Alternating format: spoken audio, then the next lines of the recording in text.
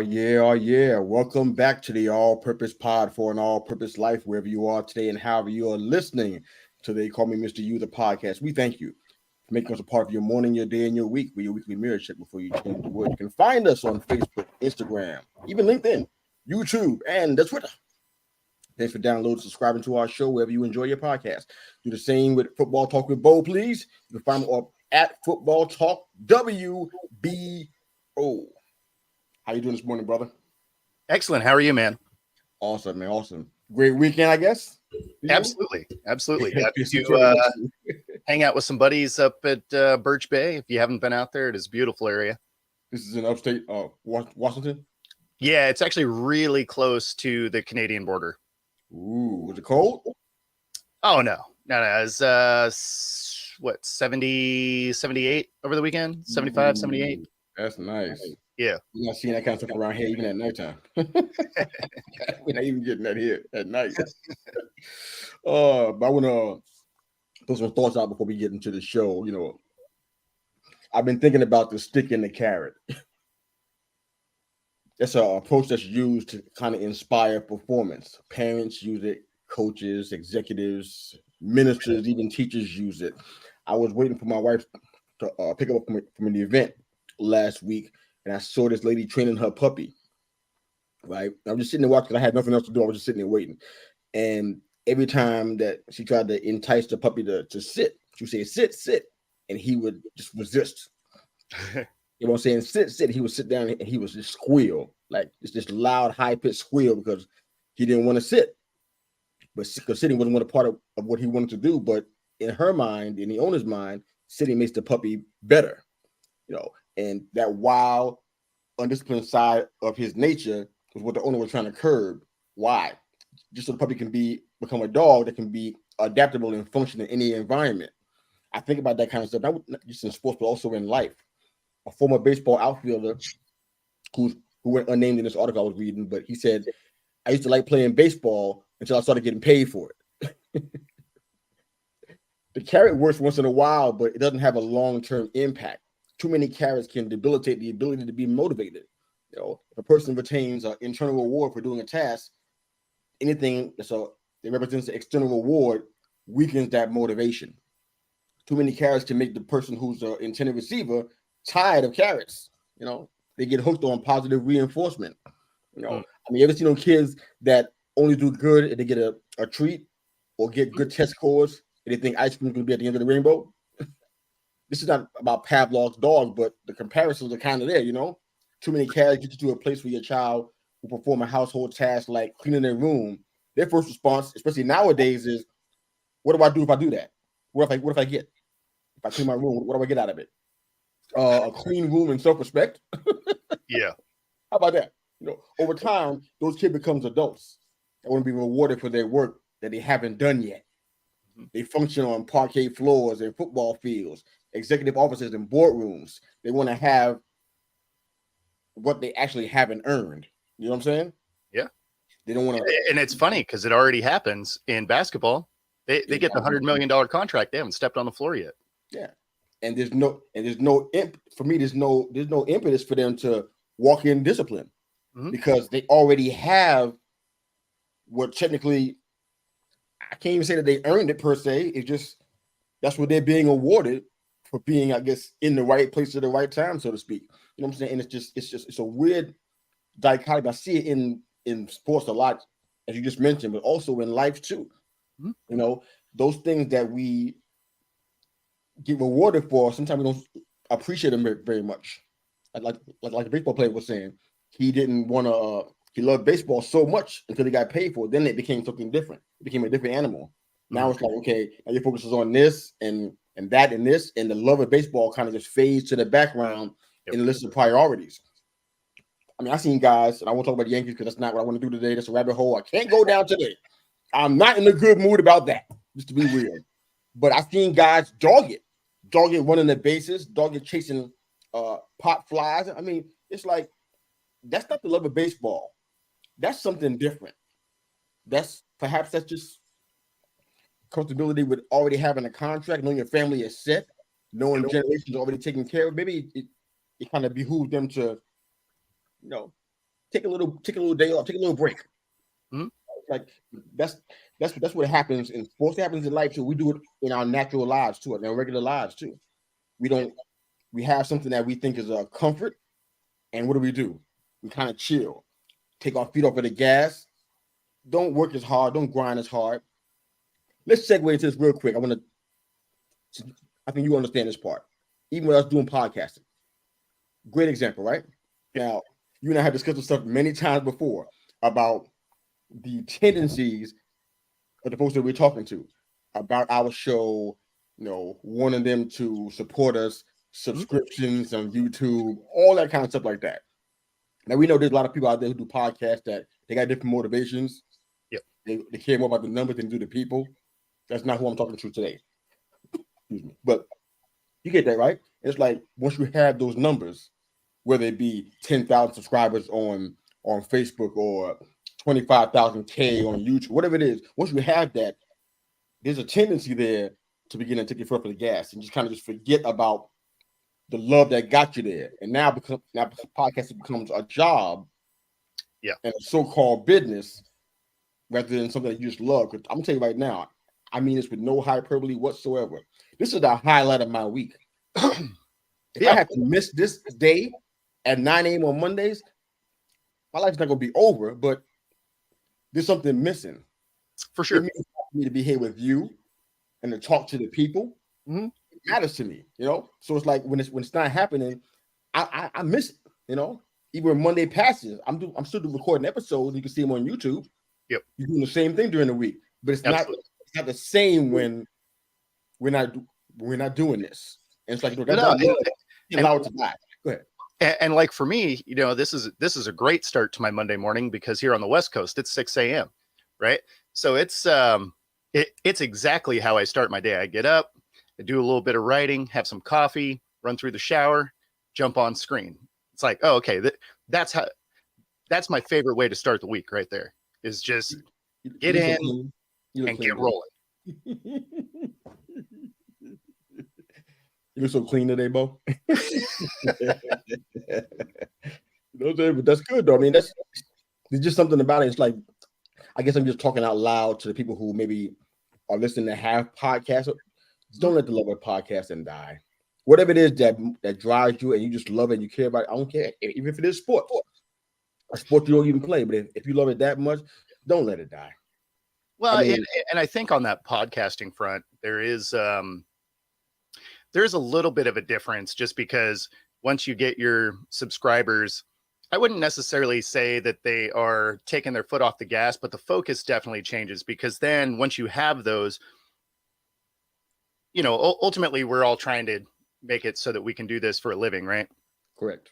So then your focus does shift a little bit from the subscriber gathering to then advertiser gathering, right? So I think your carrot actually moves, right? Like the goalposts move on that particular front.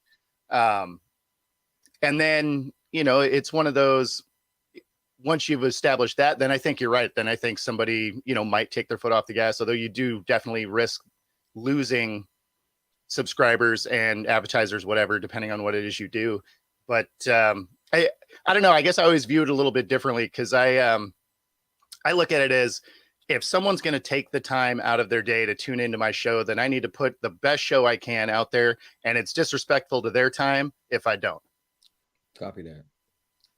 When I say fill up the gas, perhaps I should have rephrased that, but just just coasting, right? Like they're not necessarily striving to be better, but they're not trying to get worse either, right? Like they're happy with where they are and they just kind of like try and hang out in that spot. And I mean, ultimately that I can't say there's anything wrong with it per se. It just you're just not going to go further. Yeah. I think one of the things I wanted to say there in its place was just about the shifting focus, Yep. Because the reason why you started doing this, that's one of the things. If anybody is in the psychological counseling realm, whatever it is, they always talk about, okay, why did you start doing this? I mean, I was a certified business life. I guess I'm still considered certified. I guess I don't know if it ran out. Certified business life coach. Okay. And personal life coach. I was a life coach in families too. and I had a certification for this, and I was doing that. And one of the things I always asked the question was, why did you start doing this? What was the reason that you began this venture? Why did you start doing this? Because after years go by, you start dealing with overhead, trying to stay in the black and not in the red, and all of those things. Yep. The purpose of why you started it gets lost in all of that stuff, and all that minutia.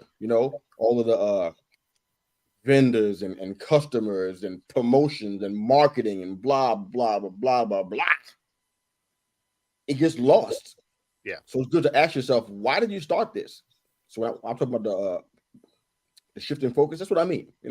So why did you start doing this? So I'll jump on the couch real quick because I was a business owner, right? Okay. So for me, because I owned an automotive shop, I owned a HVAC company, right? Mm-hmm. And so for me, I enjoy the building. I like the building of a business. So I like doing the marketing and meeting all the people and creating those relationships and all of that. Like I enjoy that. Once my businesses got into, year 5, 6, whatever, then you're less in that mode because you're sort of established at that point, right? Most businesses, if you make it past year 5, are going to be successful typically. Yeah. And so beyond that point, now you're maintaining and you're trying to, make sure everything continues the work that it's supposed to be. And it becomes, how to word this and not sound like a douche. It becomes less enjoyable, we'll say. Okay. Because then you are wrapped into exactly that, all the overhead and dealing with the city and the state and all of the bullshit that comes with that. Monotonous was the word you wanted, perhaps? Was it monotonous? Yeah, like it's just not it's not enjoyable anymore because you don't get a focus on the parts that you enjoyed focusing on to build to that. Sure. Because you've kind of built it to a spot where you don't necessarily have the ability to do more than you're already doing. Like my automotive shop was a prime example of that. I would be scheduled over a month out, right? So it's not like I could be driving more work in because I just couldn't physically get it done anyway. So all of a sudden you're no longer in that relationship building and stuff like that because you don't really have time to bring new work in unless I was going to find a bigger shop and more employees and all of that. So, so then your focus really just becomes, the overhead and making sure everybody's good and the scheduling is okay. And, all of the just admin part of it that, let's be honest, isn't the most fun when it comes to business ownership. And it makes you kind of step away from the relationship building and the marketing portion and stuff like that. Cause the marketing really doesn't matter as much anymore because you couldn't do more work even if it came in. Excellent. Yeah, I definitely want to stay on the idea of performance being inspired. Because I asked a question on our social media platforms a little earlier. Mm-hmm. Think about maybe it's been out about 3 days or so. What's your primary motivator for getting, for challenging yourself? Mm-hmm. Are you self-motivated? I know some people have a fear of failure. Sure. A fear of missing out, FOMO, as they call it, being mocked by peer groups, disappointing loved ones, or not fulfilling the promise you made to yourself or to your mom or dad or whoever. Are you self-motivated? What inspires you to perform? I mean, I know we talk sports a lot and it's definitely applicable, but you can find it anywhere in life. What inspires you to perform? Because whatever that is, hopefully it's a love of whatever it is you're doing. I talk to folks in the business realms, excuse me, quite often, and talk about how they love their job and whatnot. And a lot of times, to be honest, I don't really believe them. No. I think they love what they get from the job. I don't believe they love the job at all because their job said, you know what? This month, we can't pay you. Yeah. So there's going to be 2 checks you're not going to get this month. I guarantee that love is going to be almost non-existent. Yep. You need Sherlock Holmes to find that love because it's going to be gone. So it's like I don't believe that. I think we got to look a little deeper than passion.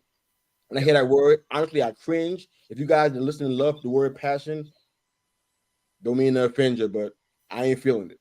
The word passion means nothing to me at this point in time because it's not what people think it is.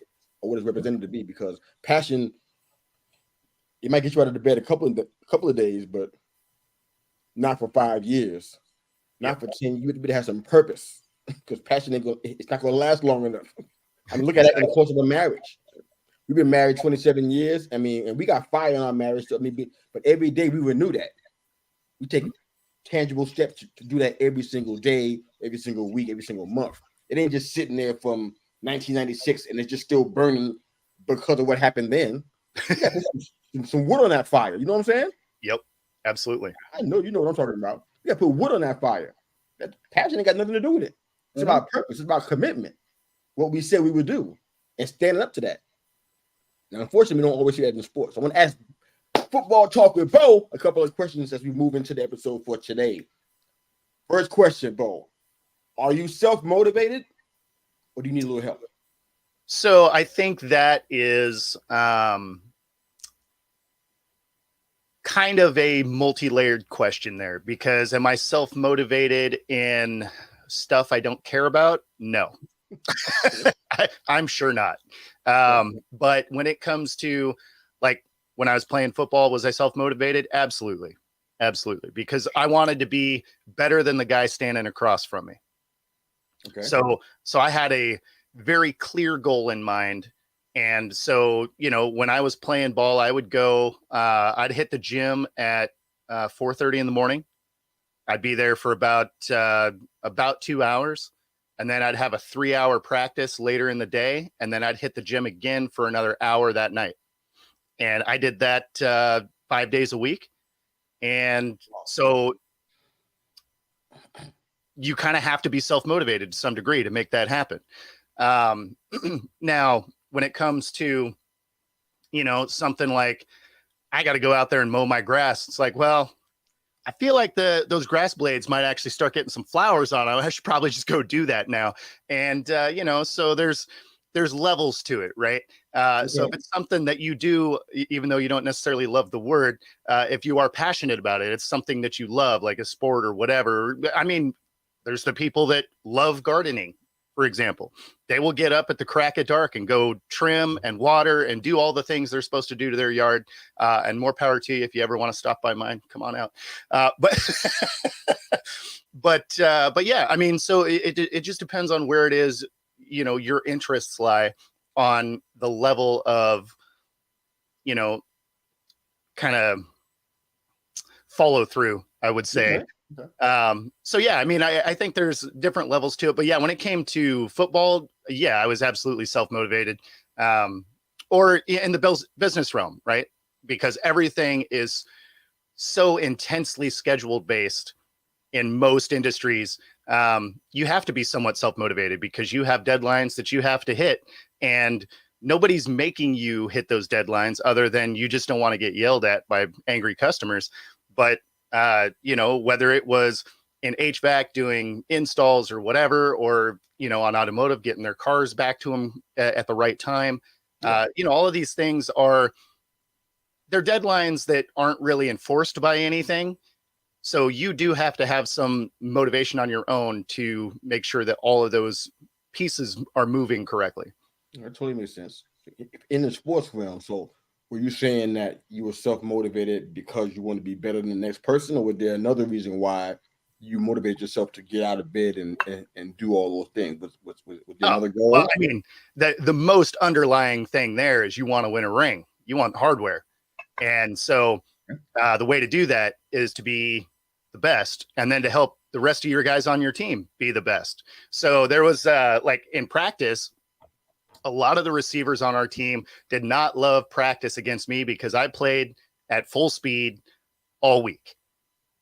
So if you were lining up against me, I was going to jam you. I was going to hit you. Like we were going to battle even during practice. We weren't allowed to tackle you, but I mean, I'd put a hand in your chest real quick. That makes sense. So I mean, for me, when it comes to self-motivation, I'd love to say that, it was about me and my so-called personal goals, things that kind of benefited me. Mm-hmm. Perhaps this is some people see it as a weakness. I've heard people think it was a weakness in my character, but that's not how I felt.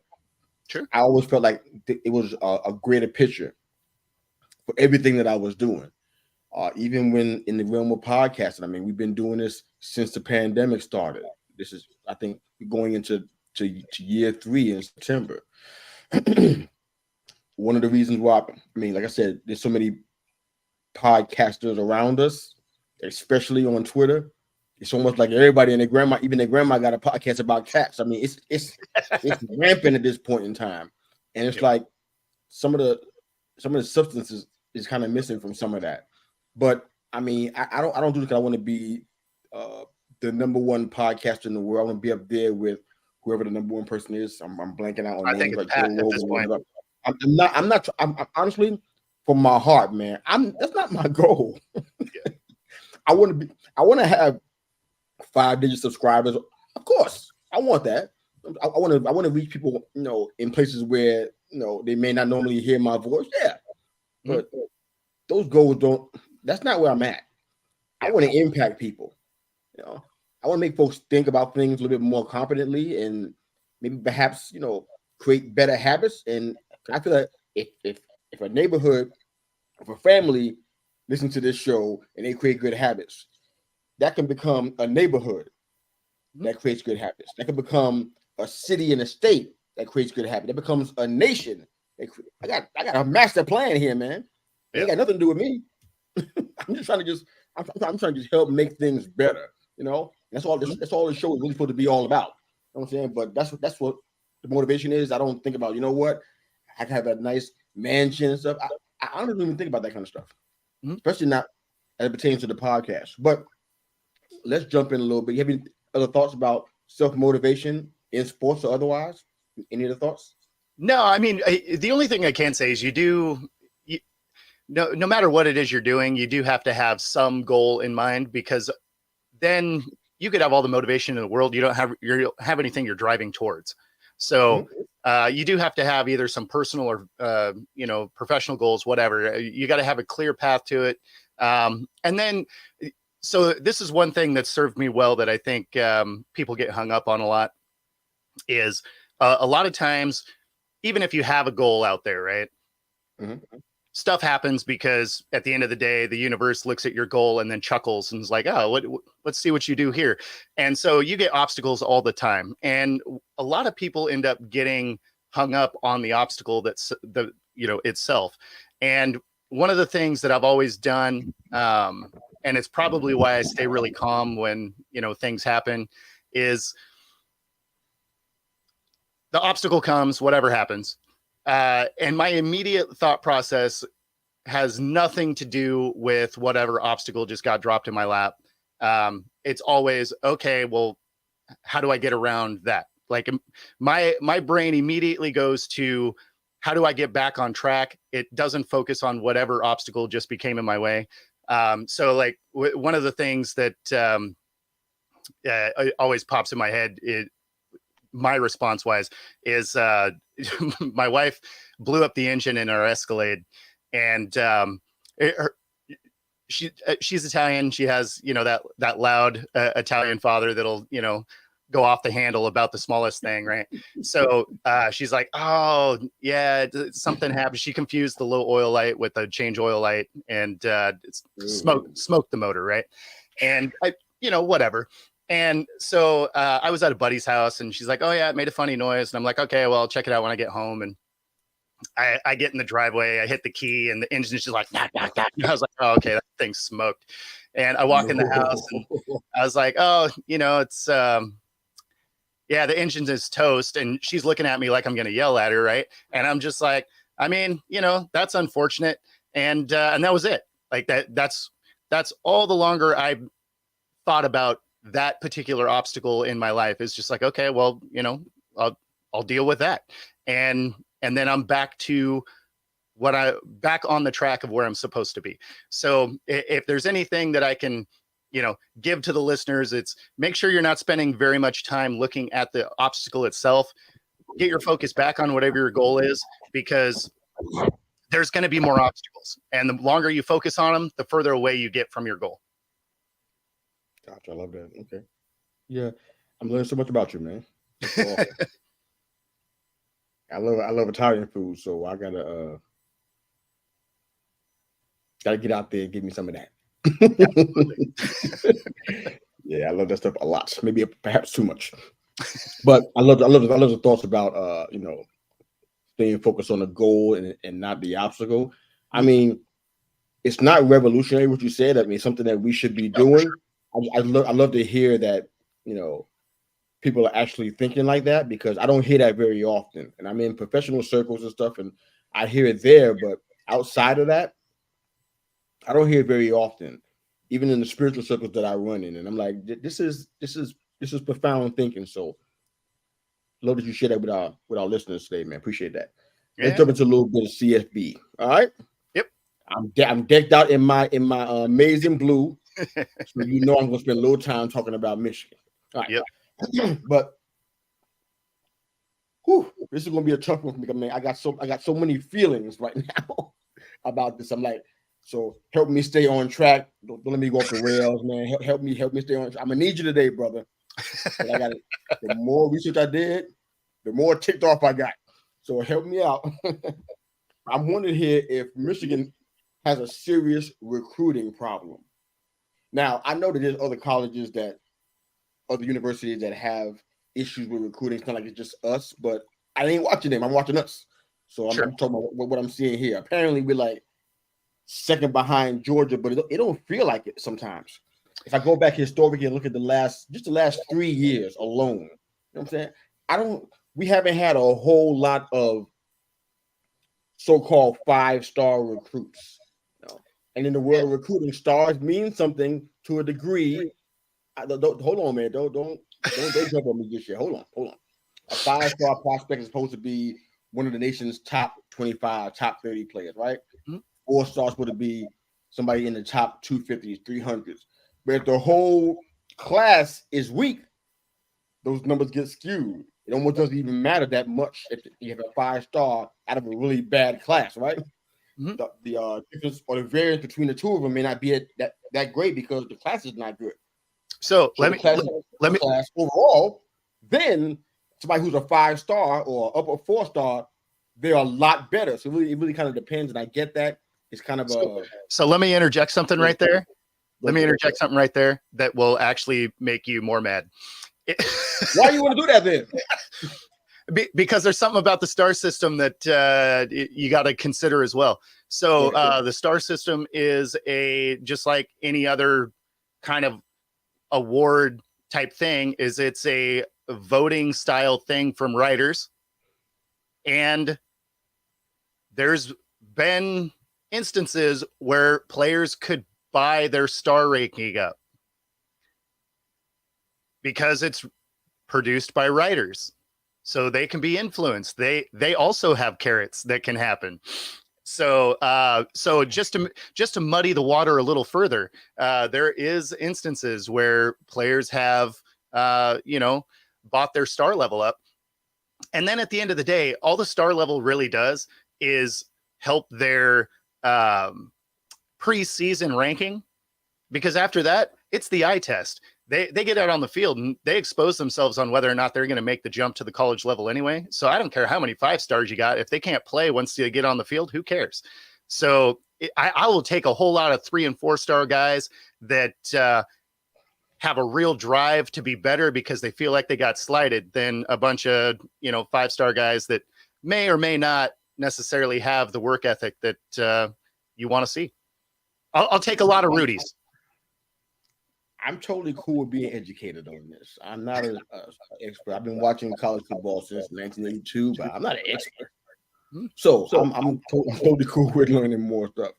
But okay. Well, tell me this then.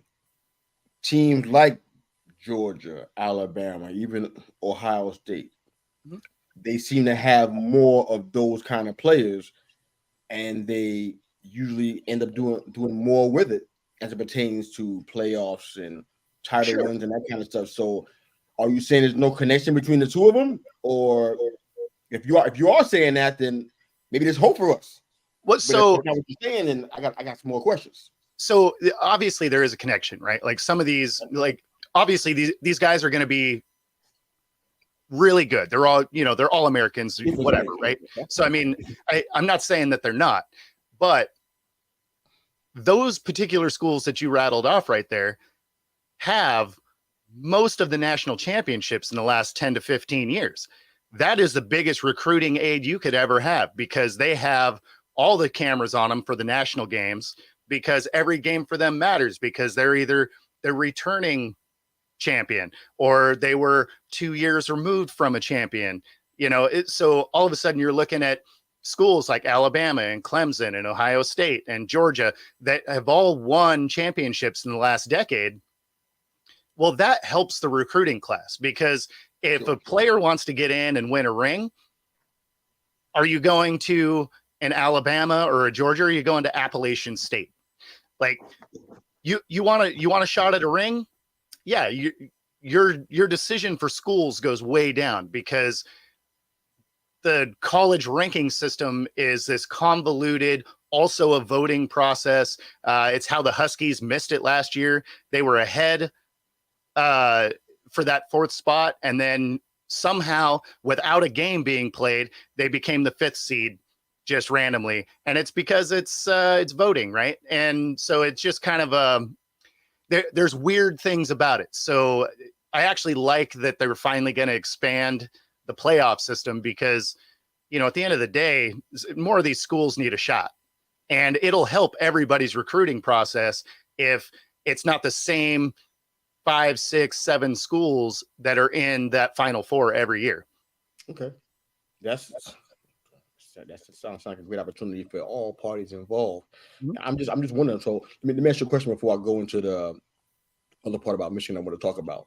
Yeah. So do you think that if we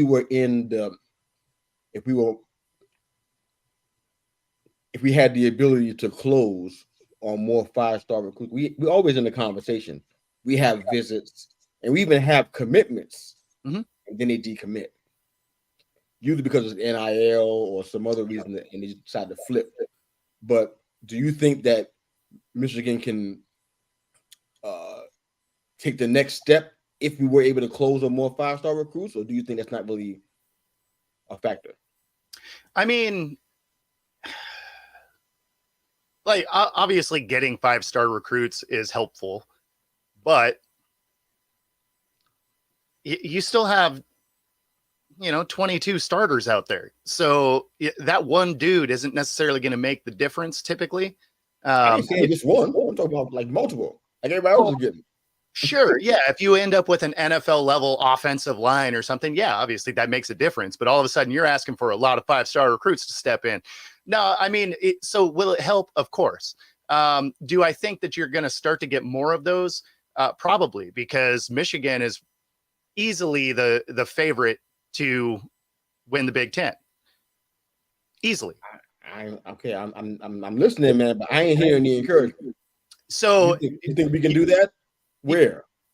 So you can do it. This is your prime year for it, right? Because you have other top schools like Ohio State that are getting rookie quarterbacks in, whereas you have the best returning quarterback in your division, and or in your conference, I should say. And so I think that you guys have the clearest path this particular year to end up in that national championship title, conversation. I think you can have one of those 4 spots based on you have a high level returning quarterback. The only other team that has a, similar level returning guy is Iowa, right? And it's because it was Michigan's other quarterback. So I think that you have the clear path there. Now the kid that's going into Ohio State should be interesting to watch, but again, there's always that first year going from high school to college that you're not going to probably play your best ball. Sometimes it happens, but not generally. So I think that this year is their real shot to get in that national championship. Real shot. And the thing is if you get into that Final Four position, then that starts to help your recruiting, because they're like, okay, we've done that though, haven't we? We've done that for years. I don't think that Yeah, you haven't done that for years. You guys haven't hardly beat Ohio State for years. Like, what are you talking about? The last 2 years, emphatically, at least the last 2 years you did. Top 4 for as long as I can remember. We've been there. It's the other part that we can't get past. Yeah, you guys have been. It's easy for us. It's academic. You only lose one game every year. It's not that. It's the other part. The next part, the important part. Yeah. No, that's what that. How do we fix that part, man? I mean, I'm asking because I'm seriously trying to understand what's missing. Well, I mean, I looked at some of the articles. Hold on, I looked at some of the articles and some stuff on this, and it's like, wow, none of this stuff is helpful. There's not one great idea in any of these stinking articles all over the whole internet. Yeah, nobody has an idea how to fix this. One year, it was the reason why it was bad because Jim Harbaugh was thinking about going to the NFL, or he was asked about it. Yeah, so that hurt recruiting. Or Sharon Moore isn't what he used to be. That hurt recruiting. And then the other two D-line coaches that weren't making friends with recruits, that hurt recruiting. I'm like, what's the actual answer here? I went to the 5-star recruiting. That's the best option out of all of these options that I had in me. I'm like, maybe it's that. Maybe we'll have stars at linebacker or stars at cornerback. Or what are we missing here? I mean, guys like Blake Corum were incredible for us. Marty Bell, pre-injury, that dude was a stud for us. And then you talk about Rob Moore, David Ajabo, who I love so much, Mike Morris, DJ Turner, guys were incredible for us. But we still couldn't put that thing together. We could find stars like that, like those names, and find diamonds in the rough, but we couldn't ever put it together. I'm trying to figure out what I'm seriously asking. I wish people would help us out and offer some comments. How do we fix this? I mean, you got guys that are 5-star, like you said. Rashawn Gary was a 5-star recruit. If I'm not mistaken. 2016. Jabril Peppers, 2014. DPJ, Donovan People-Jones, 2017. Look at him playing right now. Mm-hmm. Don't look 5-star whatsoever right now. None of the three of them. Yeah.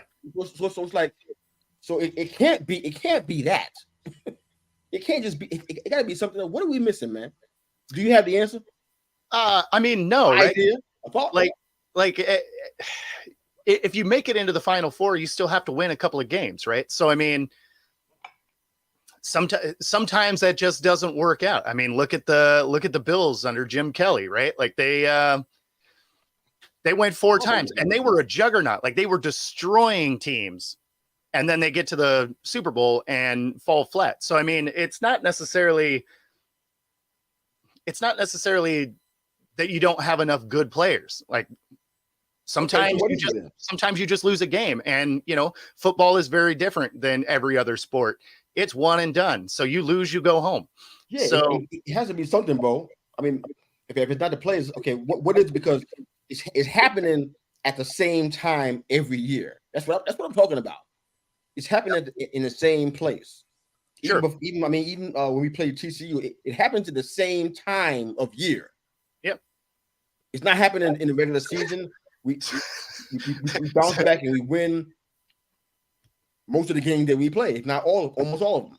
Yeah. Maybe one exception every year. We don't always go undefeated or anything, but it happens at the same time every year. Yeah. The time when it really, really matters. Why is that happening? How do we fix that part? Because it just means they're the college football version of the Cowboys, right? They just can't win at the end of the year. OMG. Just so y'all know, Bo said that, not me. I ain't trying to talk the Cowboys at all today. They're not even on my list of things to do. That's Bo. That's funny though.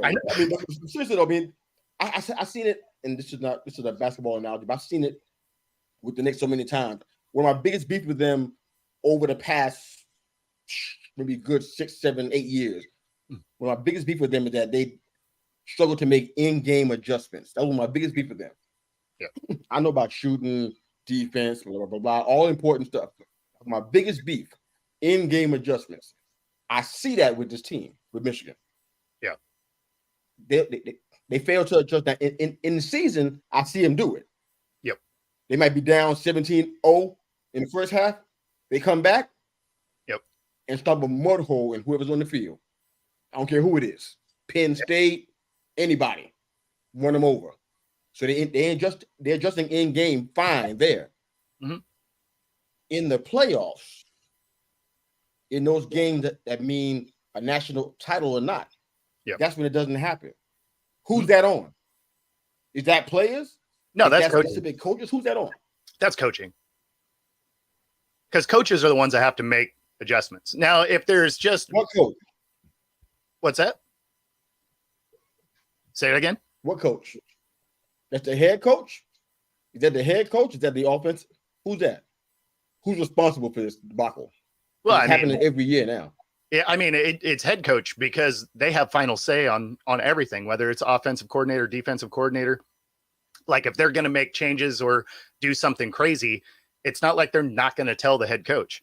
So the head coach has to, ultimately, when everything goes right, they get all the praise, and when everything goes wrong, they get the heat, similar to a quarterback. So it ultimately falls on Harbaugh. But I mean, at the end of the day, the rest of the year, they're extraordinarily good. So, I mean, then all of a sudden it's like when he was with San Fran, right? Like they played great through the year and then, come up just short in the playoffs. Now, granted, he made it to a Super Bowl and then, battled their way back and got really close. But, I think, unfortunately, that falls on the head coach. But, I know you would say that. I just didn't want to hear it. No, I mean, but it has to, right? You're the head guy. I mean, think of it in the business world.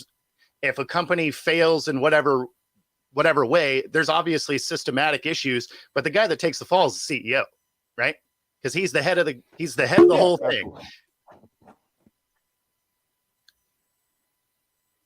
It just feels as though, and things that I'm reading, they're like little small sentences, but those are the ones that has been sticking out to me. Like, wow, this is bad. Like with the young man Justin Scott, everybody was just so excited about him. Really thought he was going to commit to Michigan, and I don't know if he did and decommitted or what, but it looked like a 5-star recruit, somebody, a serious D-line guy, a monster out there. Yeah, different. Join our team. Yeah, and different make a great term there, and because of a lack of relationships is how it was worded. Oh, with the coaches, didn't feel as though they established a relationship with him, but other teams like OSU and another one I'm missing, OSU and maybe Bama. So established a relationship and they made it come down to those two opposed to us. I'm like, ooh. I ain't saying buying video games. Some teams are doing that kind of stuff, and it's like, keep it about football, because football is what it's all about, right? For sure. not couches and video games and snacks, right? It's about something else more than that, right? Yep. So I'm okay with Michigan having an old school approach to that, but the lack of, what does that mean? Lack of relationship. That means you must be kind of cold and standoffish. Maybe you're out of touch with the person that you're talking to. Maybe you don't see them as a person. Maybe see them as a number, as a piece. Well, like, I mean, I don't know. I saw it more than once. That's why I said, okay, this is something. Right. Oh, think about Harbaugh's personality, though. Think about where he's been. Like he routinely kind of rubs people wrong. Like, fantastic coach, but he kind of rubs, players, organizations. Like he kind of rubs them in a different way. He kind of has, I don't know, just a little bit of a different personality type. So I could actually see him having a hard time building relationships in the recruiting. I could actually see that. I could see that. They're not saying him. They're talking about the D-line coaches. Really? Oh, see, that's interesting. They actually named them. Wow. Forget I remember some guys' names, but yeah. Well, and I'm admittedly I'm not familiar with your defensive line coach, but yeah, I mean, so that's crazy. Although it is his staff, so they got to be on his level to some degree, right? Otherwise, they wear each other out. Absolutely. I'm not caught up in the whole 5-star recruit thing so much. I mean, because you got guys like Mista, he was considered a 5-star. Myles Garrett, Kyler Murray. I mean, honestly, I'm not super impressed with them. So it's like it's not about the 5-star. It just feels like the organization is out of touch in some ways. Sure. Where we don't seem to get what's actually happening. I don't know if it's like you said, maybe just not rubbing somebody the wrong way, not thinking about them as people. I don't know, but you know, it's I don't funny know what I learned from all of this. Even in saying that, you have the second most commits in college football. The only one that had more than Michigan was Georgia. Yeah, I know we're number 2. So, and it feels that way. So, I mean, you didn't get one 5-star guy, but you're still the second recruiting class of the year. I mean, you know, you can't be that worried about it. I'm not. I like to see it play out on the field. That's sure. my concern. Those recruiting numbers don't mean anything number to me. one and have them not work out. I mean, only reason why we talking about this today on this show is because I'm crying out for help.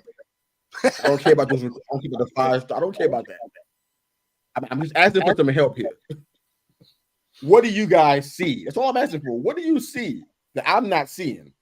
Because I can't. I got so many people who are in my Twitter friends list that are OSU fans. I can't talk to them because all they see is the ugly comments and the backhanded remarks. I don't want that today. I'm just asking, what do you see? Why can't we get past that point? I've asked it about the Knicks many times. I got answered about that. Even the Giants, we had that 6, 7, 8 year stretch, hell on earth, as we know it to be. I asked about that, and I got some solid answers. But I asked about this, and I'm like, I'm getting what's missing here? That's my question. I guess we'll go ahead and move on. We got other stuff to talk about, but I just putting it out there. We'll discuss it on Twitter today for sure. But let's go into some of the news topics you had, man. You had some things regarding suspension disparity in the NFL. Yeah. And some, So what you got, man? Yeah. So, well, I mean, that one's interesting anyway, right? Because we got suspensions coming down, for gambling, right? Sports gambling. And if it's just on the league facility, but not on football, it's 6 games. And then if it was on football, then you're done for the year.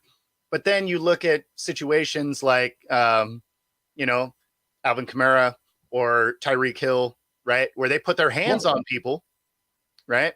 So Kamara was in Vegas, and then Tyreek, they got on the wrong boat, and then he put his hands on a marina worker, right? And so Kamara just pleaded no contest to, his thing.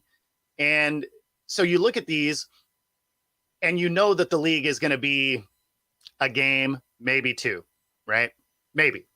But then you look at the sports gambling and you literally placed a bet on league property. That's 6 games. It's like, okay, I feel like assault should be viewed much harsher than you made a bet on league property. Now, if you were making a bet on football, fair enough, done for the year, I get it, because that can directly affect the integrity of the game, right? Like you could be making bets and throwing games and whatever. So that totally understand, because the league has to protect the shield. I'm with it. You made a bet on league property because you were in the parking lot, and that's 6 games. That's insane to me. Especially when you figure when it comes to domestic violence or outside violence like this, it's almost nothing. I mean, the only one that was really came down hard was because the Ray Rice video was a video, and it was absurd the level it went to everywhere. Yeah. Right. So, I mean, they couldn't even try and bury that. That was released, and it was a brutal video. So obviously that one was different, but when you look at most of these domestic violence type things, it's a game, maybe 2, whatever, it's nothing when it comes to the scheme of the players. You end up with 30 sexual assault, claims against you, and you get 11 games. I don't know. There's a disparity there that seems messed up, and it's something that I think that the league really needs to make a shift on, because the fact that it is a game or two or whatever obviously isn't enough of an incentive to not do it. It's incredible, man. This is one of those topics where I don't know who even be able to pierce this today. Oh, yeah. it's just so much disparity in this. I mean, Josh Gordon, he got a year for a positive weed test. I don't know how many tests that was. If it was one test, incredible, and got a year suspension. You know what I'm saying? Ray Rice got 2 games, right? Well, he smacking his wife around, and huh? Well, he ended up getting the indefinite because of the video. He ended up getting the indefinite. Yeah. Okay, that's kind of the point I'm trying to go into. It seems like it take a long time to figure out how to do the right thing. Well, that's exactly right. Like before the video was released, they're like, oh yeah, it's probably going to be a game or two, whatever. And then the video got released. They had to walk their stance back, and then it was an indefinite, whatever. But yeah, no, it's crazy. Calvin really the same situation. I think his was just like that too. Mm-hmm. Bet $1,500 on 6 bets for his team. Wasn't even playing. Yep. Right. NFL made a determination on that without an investigation, I think, and then he had an investigation and decided to be an indefinite suspension for the rest of the 2022-2023 season. So it seems like it's just Deshaun Watson. That's another one. Yep. You already mentioned that 11 games, like 27, 28 alleged sexual assaults. It seems like it's just so up and down. It's like, you know what? It's like the players are making. I mean, I think you mentioned it with the substance abuse. I think they have I think their standard is like 4 games for substance abuse and like 1 game for personal conduct. I'm like, if you want to hurt yourself, it costs you more games than if you hurt somebody else. That's what you're telling me? Yeah. No, that's what they say. 4. That's 4 to 1 ratio right there. That's the name. And it tells me that the NFL really thinks about their money and their bottom line more than the players. So the players just been about the government. Then the NFL responds in kind after that. Yep. And decides to hand in. It's almost like, because the government did it, so now we feel public pressure. We have to respond. And that's what it is. Imagine if it didn't happen. If the government didn't levy any kind of I'm blanking out. Got ticked off on that one. The government didn't do anything. Yeah. Then that means the NFL probably won't do anything either. They'll do like a 1 game to save face kind of thing. But yeah, I mean it's no, and I mean the if you really want to have like a crazy look at how much worse the substance abuse one is, and again, like most of these guys were for weed. Like Ricky Williams ruined his whole career because of it. But he just but when you look at check out, I'm sure you can find the clip on YouTube. Pat McAfee got into the substance abuse program, right? For again, smoking weed. And so not only do you get, the games for the substance abuse, whatever, but then you are in their substance abuse program for like years after that. So it definitely look it up. It's Pat McAfee. Again, it'll be on YouTube, but it's an interesting clip because they almost set you up to fail their substance abuse program. They basically almost make it so you can't hardly get out of it. And that, again, more suspensions, and then of course this whole like program that you have to go through. But if you assault someone else, a couple of games, no biggie. Weird. It's weird. I totally don't understand this. And even, we mentioned Tyreek Hill already, but we didn't even talk about the big one about the child abuse charges. Yeah, so and the NFL refused to suspend them. And it's like it's just a string of occurrences like this. Well, yeah, I mean, there's definitely a history for Tyreek, right? Because he also had domestic violence against his pregnant wife, or in college. right? Now the kid one, that's a little different. And I only say that because he like broke his arm, right? Am I remembering that right? So, that could be Adrian Peterson. I'm not sure. I don't want to say that. I guess I don't remember, but I mean, you know, if you're playing too rough with a toddler, like you obviously can hurt one. There was no video. There was no way to corroborate that he was doing anything crazy. So I do get that,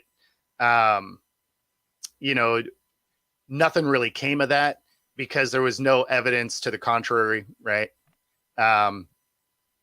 But you know, this one, witnesses, whatever. So, I mean, you know, some of it, you have some legality steps that, you know, if there's nobody that saw it and there's no, you know, information, it's like, okay, well, there's only so much you can do. Right.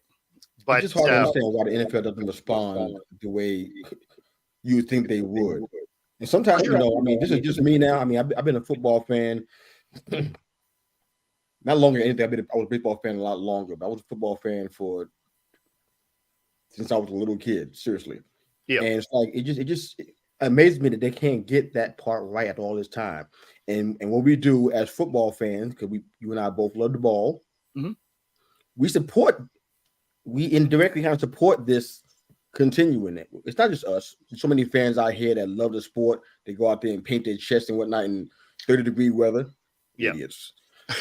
But yeah. I mean, and they go out there and they buy all the concessions and stuff, and they got their houses painted in their team colors, all kind of nonsense.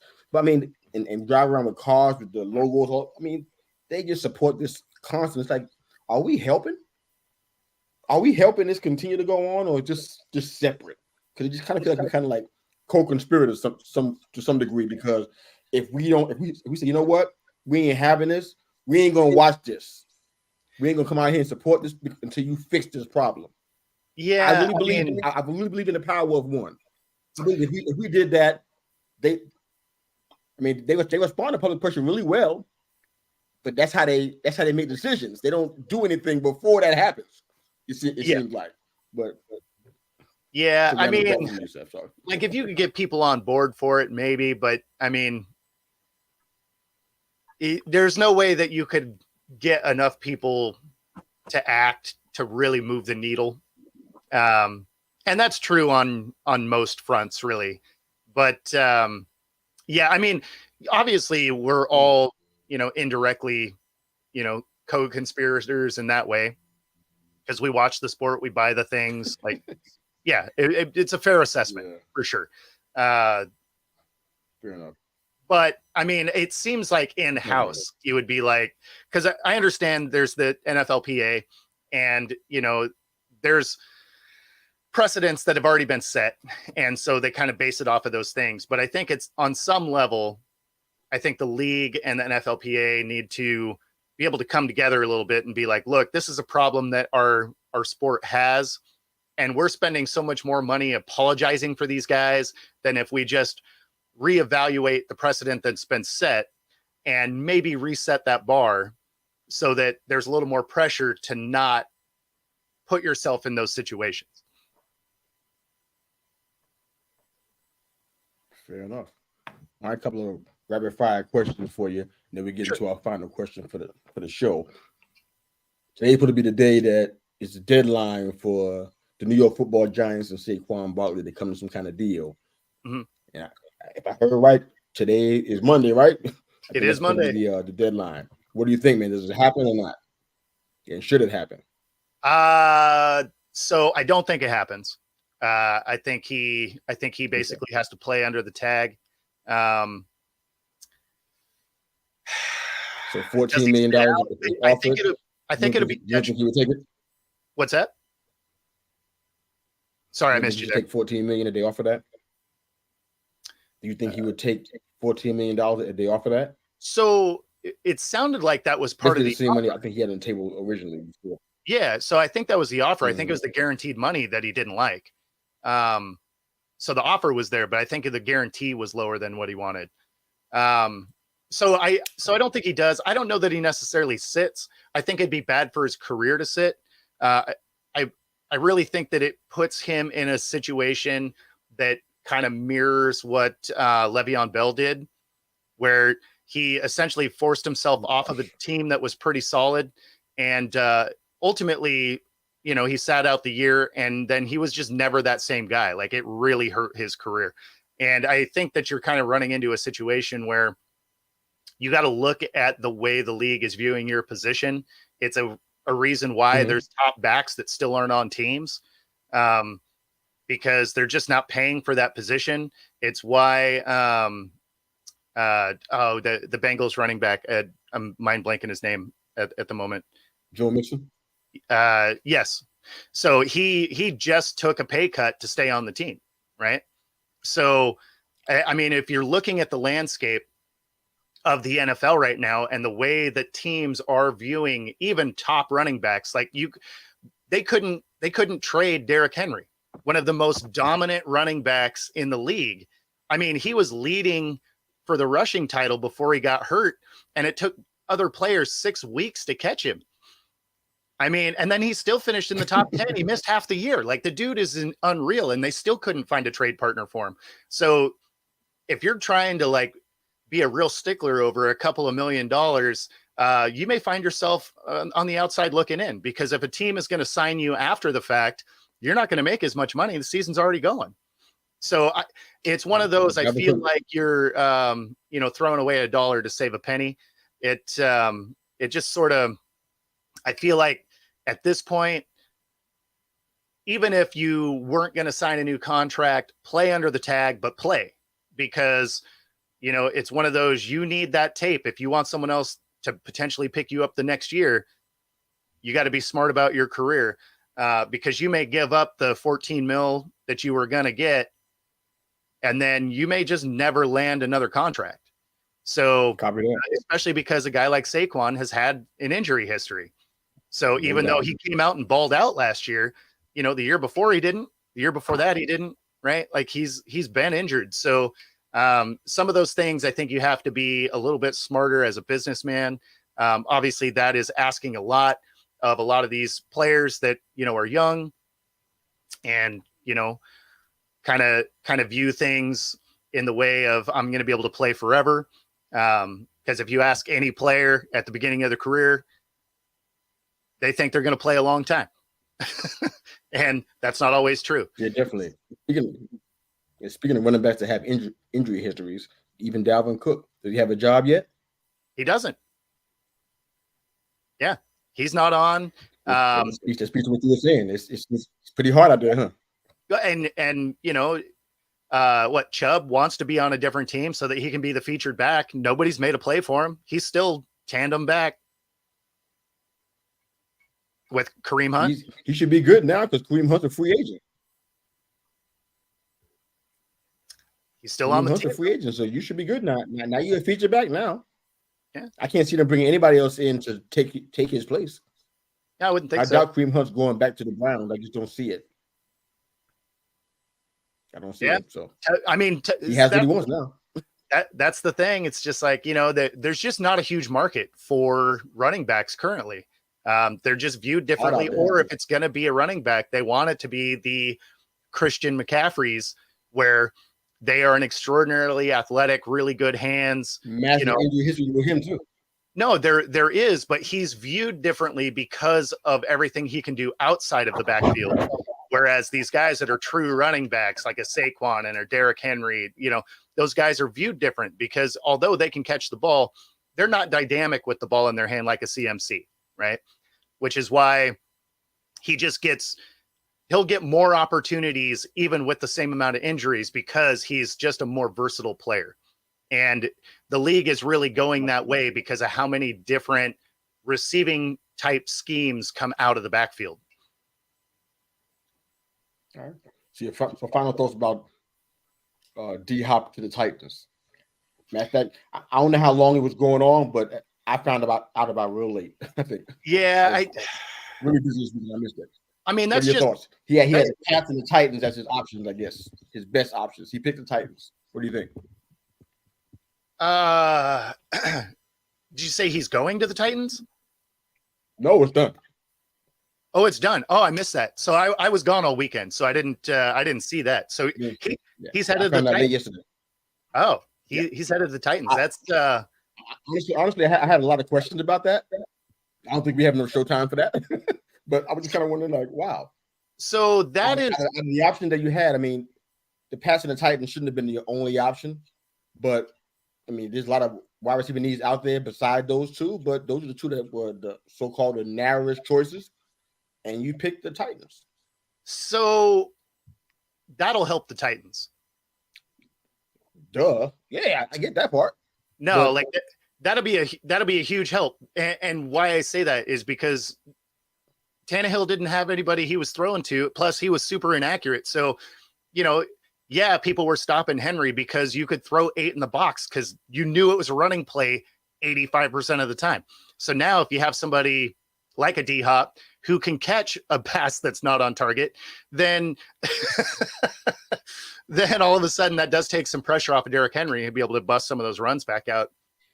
I think that's probably positive. What's that? I'm not as positive as you are about this. I'm not saying they're going to be great, but I think that's a better fit for him than the Patriots would have been. I think that's something that we need to break down perhaps next Monday. Write that down the list. I don't think I agree with that at all. I mean, he's definitely the best wide receiver on the team now, clearly. For sure. He's the number one de facto, so he's going to get a lot of the throws. But look at the guys that are alongside it. That's kind of important too. And I'm taking Seattle out of this because I like Tyler Lockett a lot, so I'm not going to say that. But when DJ Metcalf was the guy, and I think Lockett was out injured, something happened with that where he wasn't there, and it was all on DJ or DK, excuse me. And they keyed in on him. They had to move the ball to somebody else. There was a guy that stepped up, but he wasn't Goodwin, a main guy. No, it wasn't him, but somebody else. Another guy. I kept hearing his name so much. You should know this, man. It's your team. But it's like, this another guy. He did all right, but you could tell there was an impact because everybody keyed in on the main guy and nobody else could pick up the slack. That's what's going to happen with this situation, in my opinion. The other guy was Irvine, whatever his name is. He ain't it, man. So if they lock down D-Hop, what's going to happen then? Tannehill already got issues as it is with accuracy, like you said, decision making and whatever, and maybe even mobility to a degree, I guess. But there's gonna be a problem there with the pass. I felt like it was like they got other young receivers that they didn't suck. They just I like them better than the Titans wide receivers. That's all I'm saying. Yeah, I like them better as a whole. Then they ain't world beaters, but I mean, the Packers did what they did. If it wasn't for them, they wouldn't even had that great of a record. I think some of it is the Patriots aren't going to do anything in that division. So he's late. Aaron Rodgers, man. I'm talking about the whole division, man. I'm talking about the whole division is better than the Patriots. So if as late in your career as you are with D-Hop, he wants to go somewhere that at least has a shot to get into the playoffs. And the Titans have that. The Jaguars are going to be monstrous. You sure? Sure. Well, I don't think they're going to win the division, but they could definitely get in as a potential wild card. Whereas the Patriots are going to be on the outside looking in. Like they're not getting a wild card spot. They're not getting out of that division. Boy, it's going to be fun next Monday. Where I'm letting this but let's go ahead and jump off, man. But for all you guys listening to our show and supporting us, Football Talk with Bo, and they call me Mr. U. We thank you so much again for joining us. Make us a part of your day, your morning, your week. We're your weekly mirror check before you change the world. Thank you again for joining us. Have a great day, great week. Check us out on Twitter at Football Talk WBO and at They Call Me MRYU. Love you guys. Have a great day. Coach out. Have a great one, everyone.